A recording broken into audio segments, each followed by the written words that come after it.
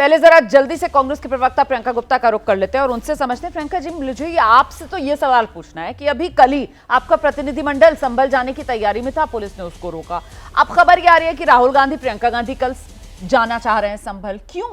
पता नहीं है आप लोगों को कि वहां पर प्रशासन ने 10 दिसंबर तक रोक लगाई है कि सिर्फ और सिर्फ सियासत जो है वो भुनानी है और इसी वजह से संभल चलो, संभल कूच, इस तरीके के नारे दिए जा रहे हैं आप लोगों की तरफ से?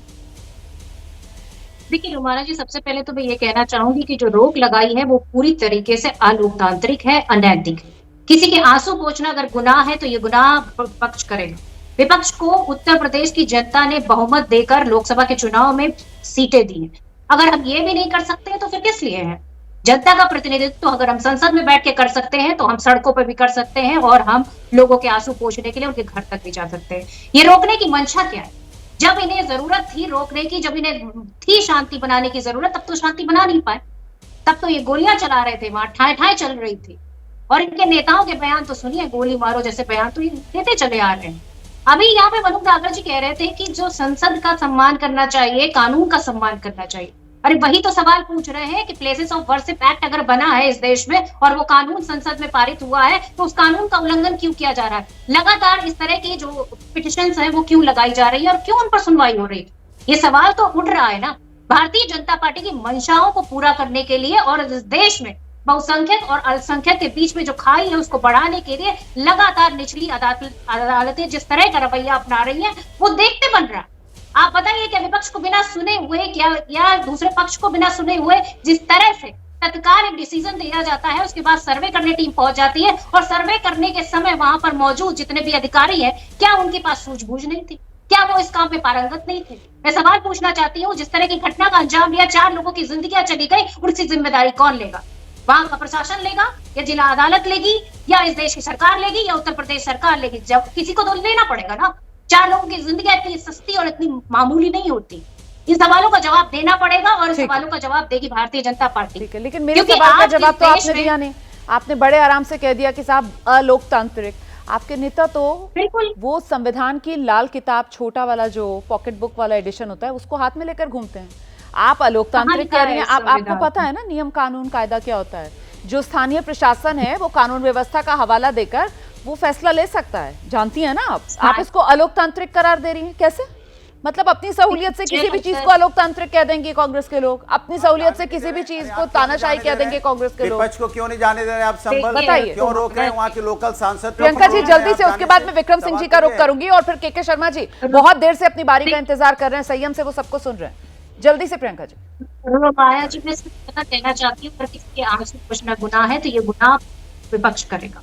विपक्ष को जनता ने बहुमत दिया है और विपक्ष की पूरी जिम्मेदारी है कि वो जाए, चाहे वो अल्पसंख्यक हो चाहे वो बहुसंख्यक हो। इस देश का नागरिक है, इस देश का संविधान हमें कहता है। लोकतंत्र खतरे में, अलोकतांत्रिक, इस तरीके की बातें तो मत किया कीजिए ना, फिर इससे भ्रम फैलता है ना जनता में, इससे भ्रम फैलता है। आप अपनी बात रखिए, अलोकतांत्रिक, गैर संवैधानिक, ऐसी बातें मत किया कीजिए। मैं विक्रम सिंह सर का रुख करती हूँ। अरे आपको मेरी बात पे यकीन नहीं है? विक्रम सर को सुनिए, देखिए विक्रम जी बताएंगे अभी। विक्रम जी, अलोकतांत्रिक है अगर वहां पर स्थानीय प्रशासन ने कहा है कि साहब 10 दिसंबर तक बाहरी के आने पर रोक, कानून व्यवस्था का हवाला देकर अगर वो ये नियम वहां पर लागू कर रहे हैं, ये अलोकतांत्रिक है क्या विक्रम जी?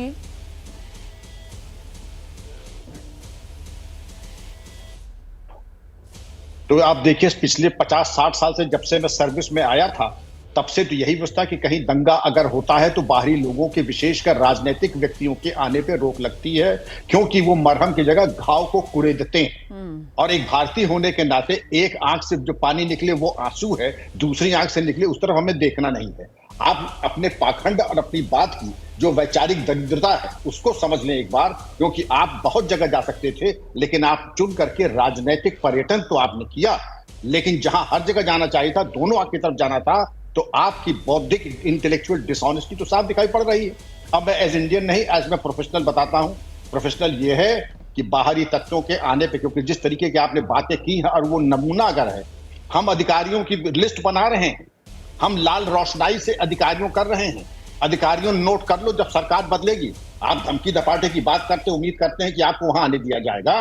आप तो बाहर बैठ के आग लगा रहे हैं। क्या आपका मुंह कैसे हुआ ये सब कहने की, अरगल एक पेशकश करने की? आप अगर जाएंगे तो वही जैसे पहले होता था, जैसे औरों को रोका गया है, आपकी स्वागत समिति आपको बाहर ही रोक देगी। इसलिए बेहतर होगा, आपके हित में यही है कि जहां है वहीं से अपना संवेदना की बात करें। घायल पुलिसकर्मियों के बारे में रुमाना जी एक शब्द नहीं, आपने आलोचनात्मक बातें खूब की, क्योंकि वो सबसे इजी टारगेट होता है और हम लोग आदि हैं इस तरीके की अनर्गल आलोचना सुनने के लिए। आपकी जब सरकार आए तो बिल्कुल आप जेल भेज दीजिएगा, जैसा कि आपने कोशिश की थी, लेकिन सच्चाई में बड़ी ताकत होती है रुमाना जी। ये सब बंदर घुड़की चलने वाली नहीं है। शासन प्रशासन ऐसे ही चलता है कि अगर इस तरीके के हम मार्जिन देने लगे कि अब युवा हृदय सम्राट आ रहे हैं, अब ये हमारे जो है वो बड़े माकूल लोग अब आकर के उपदेश की भाषा बोलेंगे, ये चलने वाला नहीं है।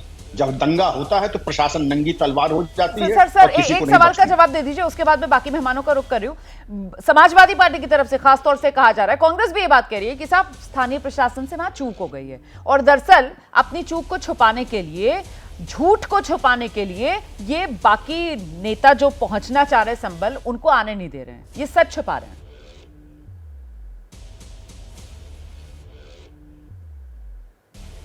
रुमाना जी मैं आपको उदाहरण देता हूं। हम लोग को सिखलाई में बताया जाता है कि दो तरीके हैं। एक आदमी आपके दफ्तर में आता है और पिस्तौल निकाल के आपके ऊपर गोली मार देता है, जैसा कि संभल में हुआ।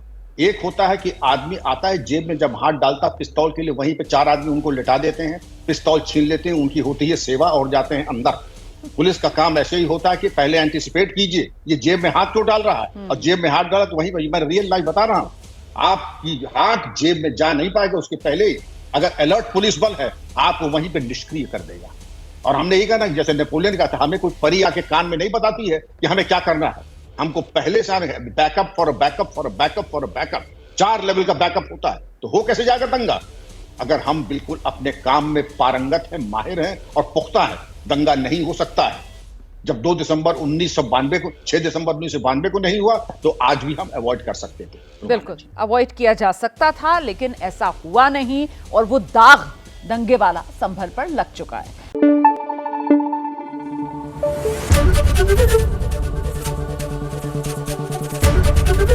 एबीपी न्यूज आपको रखे आगे।